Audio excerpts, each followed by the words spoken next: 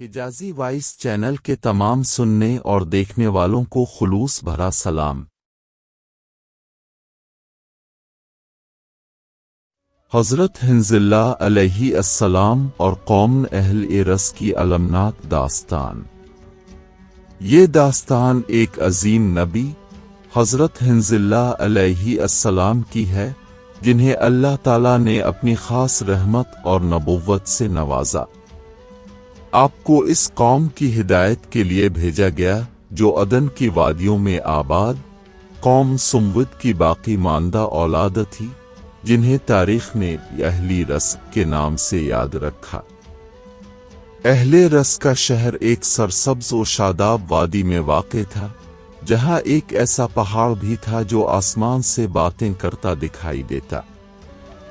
اس کی بلندیاں 1 میل تک آسمان کی طرف اٹھتی تھیں اور اس کی چوٹی پر ہزاروں پرندے بسیرا کرتے تھے۔ انہی پرندوں میں ایک عجیب و غریب مخلوق بھی پائی جاتی تھی، ایک دیمالائی پرندہ جسے لوگ عنقا کے نام سے جانتے تھے۔ عنقا کوئی معمولی پرندہ نہ تھا۔ اس کا جسم پرندوں جیسا تھا مگر چہرہ انسانوں جیسا۔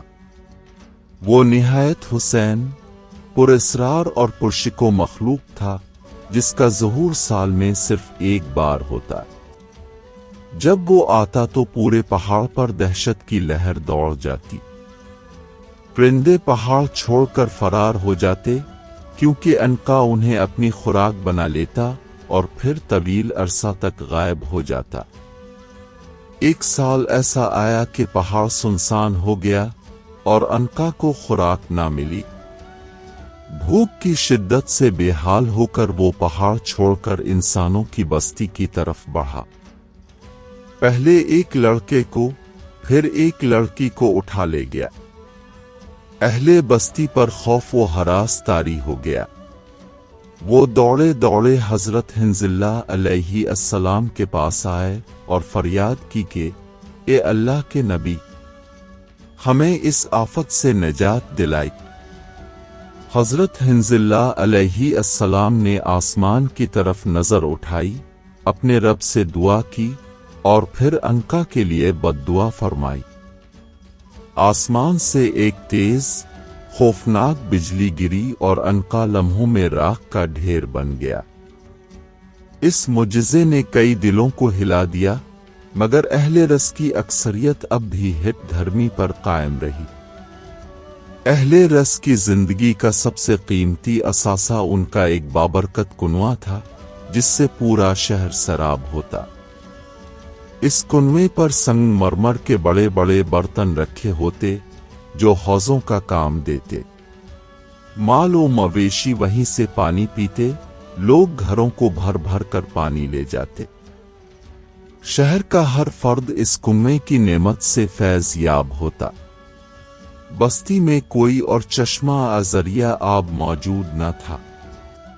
اس بستی کا بادشاہ تیفور تھا، ایک مغرور، جاہل اور خودسر حکمران جو بتوں کی پوجا کرتا تھا اور اپنی قوم کو بھی اسی گمراہی میں جھونکے رکھتا۔ اللہ تعالیٰ نے حضرت حنظلہ علیہ السلام کو حکم دیا کہ اہل رس کو توحید کی دعوت دیں اور انہیں باطل معبودوں کی پرستش سے باز رکھیں۔ حضرت حنظلہ دن رات بستی کے چاروں دروازوں پر کھڑے ہو کر صدا لگاتے، اے لوگو، ایک اللہ کو مانو، اسی کی عبادت کرو، وہی تمہارا خالق و مالک ہے۔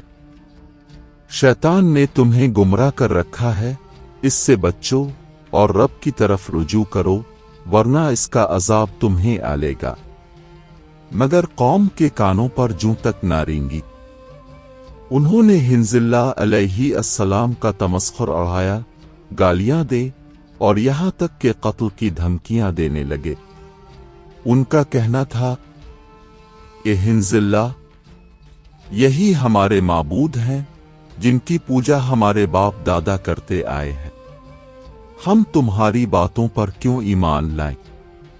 حضرت حنظلہ نے فرمایا، تمہارے باپ دادا ایسے نہ تھے، یہ تم ہو جنہوں نے ری حق کو چھوڑا۔ अल्लाह से डरो वरना वो तुम्हें हलाक कर देगा। फिर एक दिन ऐसा आया जिसने उनके झूठे गुरूर को तोड़कर रख दिया। दोपहर की तपती धूप में आसमान पर बिजलियां कड़कीं, हवाएं चलीं और एक भयानक अजाब जमीन पर टूट पड़ा। एक ही लम्हे में हजारों लोग हलाक हो गए। शहर में मातम मच गया। बच जाने वाले बादशाह के दरबार में चीखो पुकार करते पहुंचे, ये बादशाह, हमारे अजीज, हमारे बच्चे, हमारे बुजुर्ग सब मर गए। मगर तैफूर ने भी शैतान की पैरवी में हंसी उड़ाते हुए कहा, ये मेरे नहीं, हिंजिल्ला के शोर गुल, बेदारी और गर्मी की शिद्दत से बेहोश हो गए हैं। अगर यकीन नहीं आता तो उनके जिस्मों में सुख चुभो कर देखो।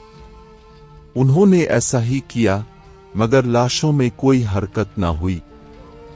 तब वो समझ गए कि वो वाकई मर चुके हैं। तैफूर ने बदहवासी में हुक्म दिया, हिंजिल्ला को कत्ल कर दो या जिंदा पकड़कर मेरे पास लाओ। चुनांचे काफिर बिफरे हुए दरिंदों की मानिंद हजरत हिंजिल्ला अलैहि अस्सलाम पर टूट पड़े और उन्हें तलवारों से शहीद कर दिया। जमीन ने कराकर अपने नबी की लाश को अपने दामन में समो लिया। नबी का खून नाहक जमीन पर बहा और रब का गजब आसमानों से बरसने लगा। वही कुनवा जो अहले रस की जिंदगी की जमानत था, खुश्क हो गया, इससे धुआं निकलने लगा। मवेशी प्यास से तड़पने लगे, बच्चे रोने लगे, औरतें फरियाद करने लगे, मगर पानी का एक कतरा भी मुयस्सर न आया। फिर एक रोज आसमान पर सिया बादल छा गए और जमीन से एक हौलनाक सांप उभरा, इतना अजीम कि इसने पूरे शहर को अपने जिस्म से लपेट लिया। शहर की दीवारें चरचुराने लगे, मकानात जमीन बोस हो गए और एक हौलनाक चीख की सदा के साथ धुएं के बादलों ने अहले रस की बस्ती को सफहाए हस्ती से मिटा दिया। न कोई कुनवा बचा, न कोई इमारत, न बादशाह, न रियाया। जमीन साकित हो गई और इस वादी में सदियों तक सिर्फ खामोशी बसी रही। जब नबी की बात को झुटलाया जाए और जमीन पर अल्लाह के पैगाम को ठुकराया जाए तो फिर अल्लाह का अजाब ऐसा आता है कि वक्त की अजीम तरीन कौमें मिट्टी में दफन हो जाती है। अल्लाह हमें हिदायत दे कि हम उसके बरगुज़ीदा अंबिया की तालीमात को अपनाएं और गुमराही व गुरूर से बचें। आमीन।